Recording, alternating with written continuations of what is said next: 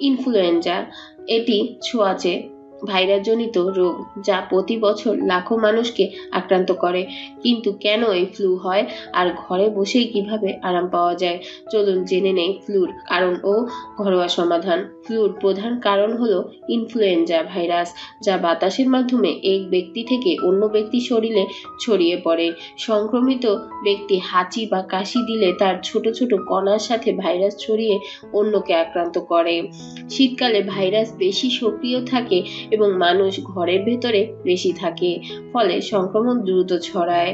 রোগ প্রতিরোধ ক্ষমতা কম থাকলেও সহজে ফ্লু হয়। হাত মুখে দেয়া, নাক চোখে স্পর্শ করা এসব অভ্যাস ভাইরাস শরীরে নেয়ার ঝুঁকি বাড়ায়। ফ্লুর উপসর্গ: হঠাৎ জ্বর, মাথা ব্যথা, গলা ব্যথা, শুকনো কাশি, শরীর ব্যথা, দুর্বলতা, নাক বন্ধ বা নাক দিয়ে পানি পড়া।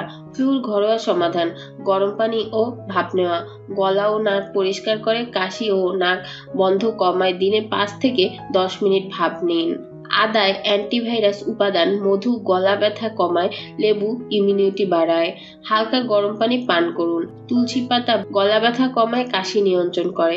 চিকেন স্যুপ বা পুষ্টিকর খাবার শরীরকে শক্তি দেয়, নাক বন্ধ কমায়।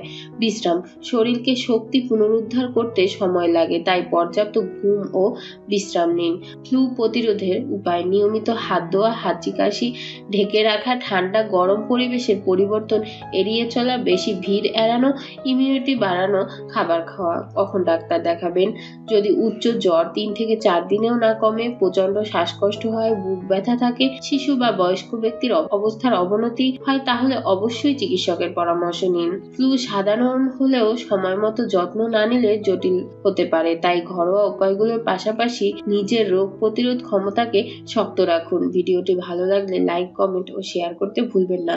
ধন্যবাদ।